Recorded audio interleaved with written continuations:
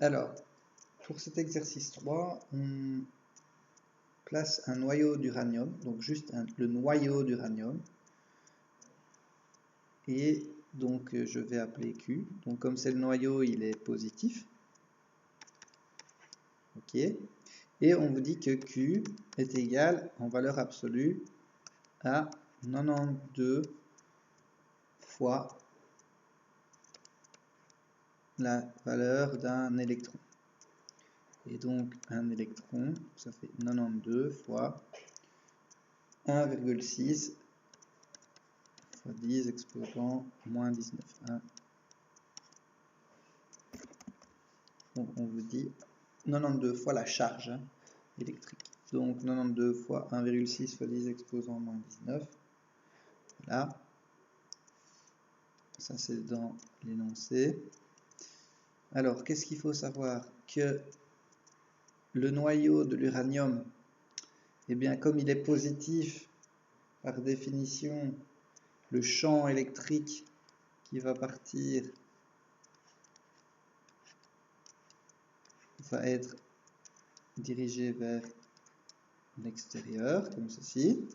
S'il avait été dans le cas d'une charge négative, c'est l'inverse. Quand c'est négatif, c'est comme ceci. Voilà, donc je le dessine pour la forme. Ici, c'est positif, donc c'est comme cela.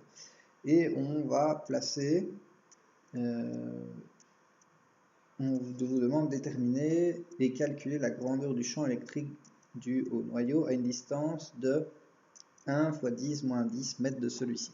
Donc on va se placer ici, on va mettre un point ici, et on va dire que ça, c'est D, et c'est égal à 1 fois 10 exposant moins 10 mètres. Voilà. Donc première question, qui va être calculer le champ électrique donc à cette distance. Donc le champ électrique à cette distance, eh bien, il va être égal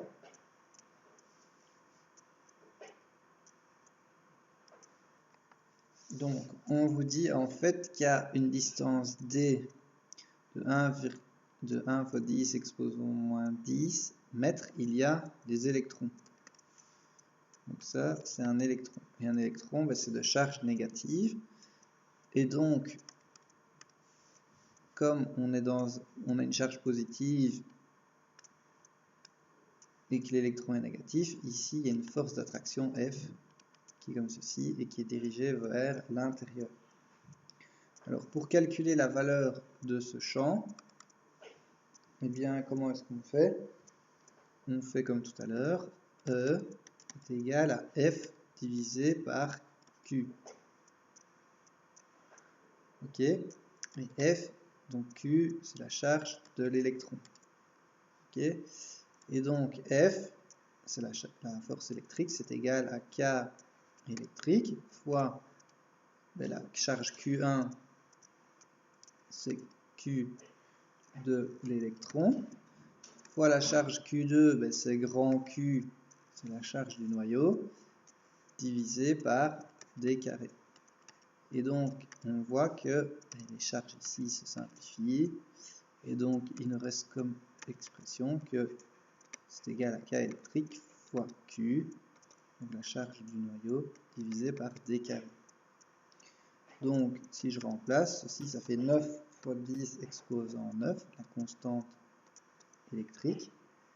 Et là, je prends la valeur de grand Q. Donc ça, on vous l'a dit tout à l'heure, elle est égale à 92 fois 1,6 fois 10 moins 19. Et la distance, eh bien, on la connaît aussi puisque c'est 1 fois 10 moins 10 au carré.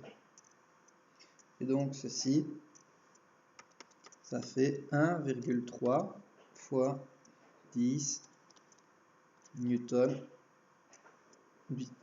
10 exposant 13, et comme c'est un champ, c'est en newton par coulomb. Pour la question, la deuxième partie de la question, la B, déterminer l'orientation et calculer la grandeur de la force exercée sur un électron à cette distance.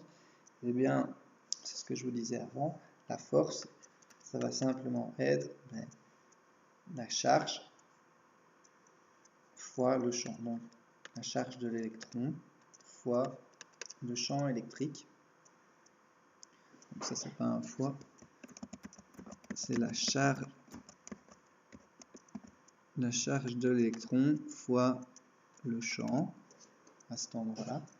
Donc la charge de l'électron, elle vaut 1,6 fois 10 exposant moins 19 fois le champ calculé avant, 1,3 fois 10 exposant 13. Voilà. Donc ceci, ça nous donne 2,1 10 exposant moins 6 newtons. Donc voilà, vous voyez que la force, elle est relativement faible, la force électrique en tout cas est relativement faible à cette distance.